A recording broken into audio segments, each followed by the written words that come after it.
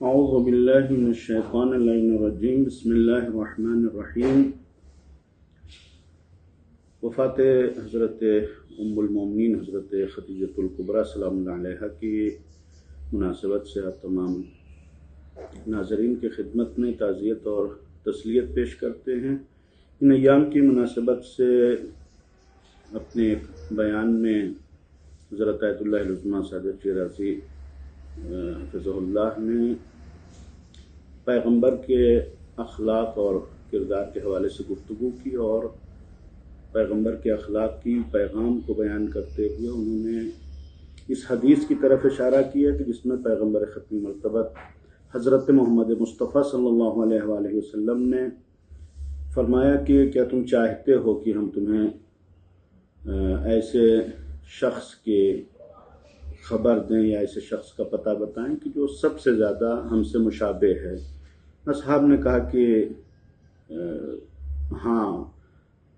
فرمائیں کہ کون شخص آپ سے سب سے زیادہ مشابہ ہے؟ پیغمبر نے فرمایا کہ ہم سے سب سے زیادہ مشابہ وہ شخص ہے کہ احسنکم خلقا، جو تمہیں سب سے زیادہ بااخلاق ہو، نرم خو ہو، سب سے زیادہ اپنے قرابت کے ساتھ نیکی کرنے والا ہو، اپنے دینی بھائیوں کے ساتھ مومنین کے ساتھ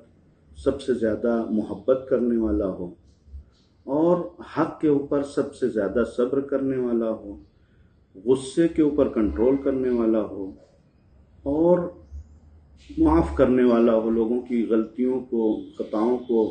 آسانی سے درگزر کرنے والا ہو، اور رضا اور غضب یعنی خوشی اور غصے دونوں موقع پر انصاف سے کام لینے والا ہو۔ یہ تمام صفات ایک ایسے شخص کی ہیں کہ جس کے اندر اخلاق پایا جاتا ہو۔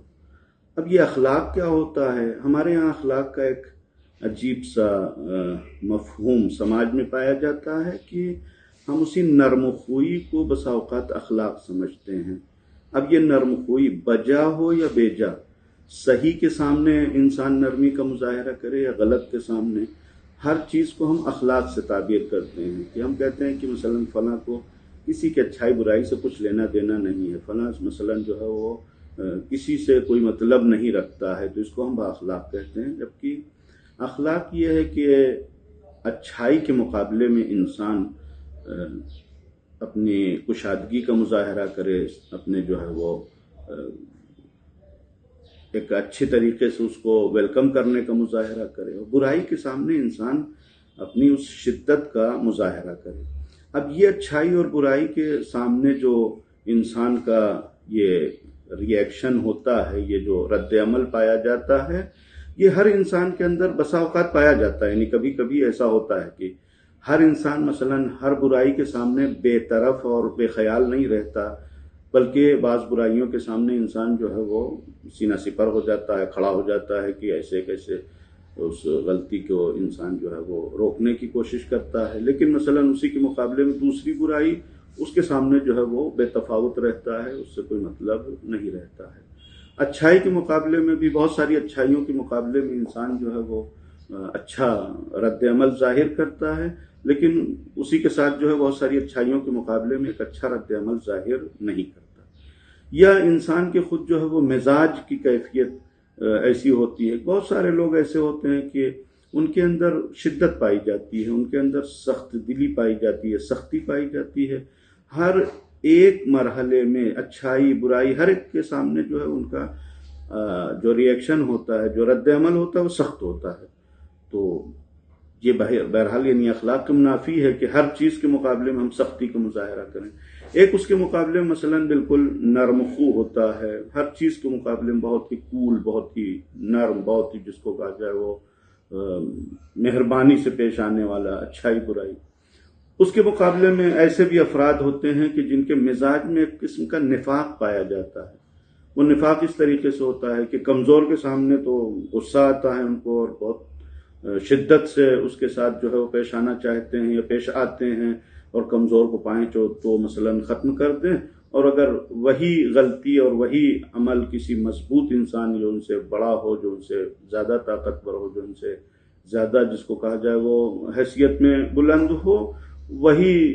عمل جو ہے اگر اس سے ظاہر ہو تو اس کے مقابلے میں بہت زیادہ بہرحال اس طریقے سے شدت کا ہو، جو ان سے زیادہ طاقتور ہو، جو ان سے زیادہ جس کو کہا جائے وہ حیثیت میں بلند ہو، وہی عمل جو ہے اگر اس سے ظاہر ہو تو اس کے مقابلے میں بہت زیادہ بہرحال اس طریقے سے شدت کا مظاہرہ نہیں کرتے۔ یہ ایک طریقے کی منافقت پائی جاتی ہے۔ یا اسی طریقے سے نیکیاں اگر جو ہے وہ اپنے لوگوں سے ظاہر ہو جائیں تو مثلاً جو ہے وہ اس کی بڑی واہ واہی، بہت سبحان اللہ، اور اس کا جو ہے وہ حوصلہ بلند کرنے کی کوشش کرتے ہیں۔ وہی نیکی اگر کوئی دوسرا کوئی انجام دے دے تو اس کے مقابلے میں اس طریقے سے ان کو خوشی کا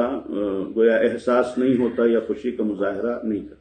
یہ ساری چیزیں ایسی ہیں کہ جو بسا اوقات اخلاق کے دائرے میں آتی ہیں، اخلاقی عمل کے دائرے میں آتی ہیں، بسا اوقات جو ہے وہ اخلاق کے منافی ہوتی ہیں، لیکن چاہے وہ عمل کی جو اخلاق کے منافی ہو، چاہے وہ عمل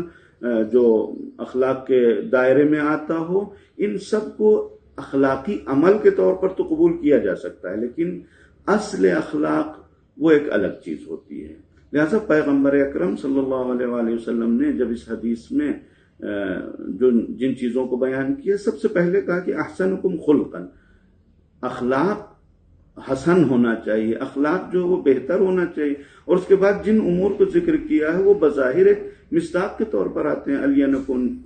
کنفن، یعنی نرم خوئی ہونی چاہیے، اپنے عزیز اور رشتہ داروں کے ساتھ جو ہے وہ نیکی کا مظاہرہ کرے، مومنین کے ساتھ جو ہے محبت کا مظاہرہ کرے، یہ سب اس کے مصداق ہیں۔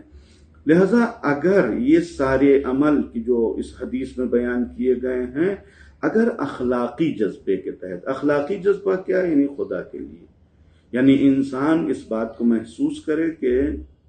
یہ کام جو ہم انجام دے رہے ہیں یہ ایک اچھا کام ہے، یعنی جس نے انجام دیا ہے اس کو مثلا ایک اچھے کام کے مقابلے میں ہم کو سراہنا چاہیے تو ہم سراہیں۔ اب یہ جو اچھا کام انجام دینے والا ہو، چاہے ہمارا رشتہ دار ہو، چاہے دشمن، چاہے مثلا جو ہے وہ اچھا ہو چاہے برا، لیکن اچھے کام کے مقابلے میں ہمارا ری ایکشن جو ہے اچھا ہونا چاہیے، تو یہ ہماری ذمہ داری ہے۔ لہٰذا یہاں مزاج ہمارے اوپر غالب نہیں آتا۔ دوسرا جو بہرحال بہت سارے موارد ہیں کہ جن کو امام زین العابدین علیہ السلام نے بھی بیان کیا ہے، اور اس حوالے سے ایک اور خاص نقطے کی طرف کہ یہی جو ہم نے اشارہ کیا کہ جو کمزور کے مقابلے میں ہم جو ہے وہ بہت ہی سخت رد عمل ظاہر کرتے ہیں، اور مثلا مضبوط کے مقابلے میں، اس میں سے ایک نمونہ ہمارے سماج میں اخلاق کا یہ پایا جاتا ہے کہ مثلا ہمارے بیوی بچے، ہمارے گھر والے، جو لوگ ہمارے ماتحت زندگی گزار رہے ہیں، ان کے سامنے ہم بہت ہی سخت اور بہت ہی جس کو کہا جائے وہ تند رویہ اختیار کرتے ہیں، اس لیے کہ ہم کو معلوم ہے کہ ان کو چاہے دھتکار دیں، بھگا دیں، چاہے جو کچھ بھی کہہ دیں، یہ چونکہ ہمارے ماتحت ہیں لہٰذا ہمارا کچھ بگاڑ نہیں سکتے ہیں۔ لہٰذا گھر کے اندر مثلا اخلاق کا یہ عالم ہوتا ہے کہ انسان جو ہے وہ شاید بچے ڈرتے ہوں، شاید جو ہے وہ گھر میں اہلیہ ڈرتی ہوں، اور باہر جو ہے وہ بہت ہی نرم خوئی، مسجد میں ایسا اخلاق، اور سماج میں اور بازار میں لوگ واہ واہ چاہ چاہ کرتے ہیں، اور اس کے بعد ہم خود بھی اسی کو اخلاق سمجھتے ہیں۔ لیکن یہ در حقیقت ایک قسم کی منافقت ہے کہ جس سے سختی سے پرہیز کرنا چاہیے، یہ اخلاق نہیں ہے۔ خاص کر ایسے لوگوں کے ساتھ برا رویہ اختیار کرنا جو ہمارے ماتحت ہیں یا جو ہمارے مقابلے میں کسی بھی طریقے کا رد عمل ظاہر نہیں کر سکتے، ان کے مقابلے میں یہ ہمارا سختی کا رویہ فرعونیت ہے۔ لہذا بعض علماء اخلاق نے اس بات کی طرف اشارہ کیا ہے کہ ہم سب کے سب فرعون ہیں، بس فرق یہ ہے کہ فرعون کا مصر بہت بڑا تھا، ہمارا مصر بہت چھوٹا ہے۔ یعنی جہاں پر ہماری قدرت چلتی ہے، جہاں پر ہماری طاقت چلتی ہے، ہم وہاں فرعونیت کا مظاہرہ کرتے ہیں۔ وہ جو فرعون تھا جناب موسیٰ علیہ السلام کے زمانے میں، اس کے پاس ایک بہت بڑا ملک تھا، اس کے ماتحت ایک بہت بڑی رعیت تھی، وہ ان کے اوپر ظلم کرتا تھا۔ ہم جو ہے ہمارے انڈر میں کوئی ملک نہیں ہے، کوئی شہر نہیں ہے، کوئی مثلا بستی نہیں ہے، 4 اپنے بیوی بچے ہیں کہ جو ہمارے ماتحت زندگی گزار رہے ہیں، ہم ان کو اوپر ظلم و ستم کرتے ہیں۔ لہٰذا ہمارے اور اس فرعون کے درمیان کوئی فرق نہیں ہے، صرف ظلم کا دائرہ جو ہے وہ چھوٹا اور بڑا ہو جاتا ہے، ورنہ مزاج وہ بھی فرعونیت کا مزاج تھا اور یہ بھی فرعونیت کا مزاج ہے. لہٰذا یہ اس قسم کا اخلاق جو اپنے ماتحت کو مثلا کچھ نہ سمجھتا ہو اور اس کے مقابلے میں باہر اخلاقی مظاہرہ کرتا ہو، یہ قطعاً روا نہیں ہے. خاص کر ماہ مبارک رمضان جو بہرحال بہانہ ہو جاتا ہے کہ انسان بھوکا ہے پیاسا ہے تو ہر انسان جو ہے وہ کہتا ہے کہ روزے میں ہے. نہیں، اگر روزے میں انسان کنٹرول اپنے غصے کو کنٹرول نہیں کر سکتا تو یہ انسان بااخلاق نہیں ہے. پیغمبر نے فرمایا کہ اکظمکم للغیر، کہ بااخلاق وہی ہے کہ جو اپنے غصے کے اوپر بہتر طریقے سے کنٹرول کر سکتا ہوں. السلام علیکم ورحمۃ اللہ وبرکاتہ.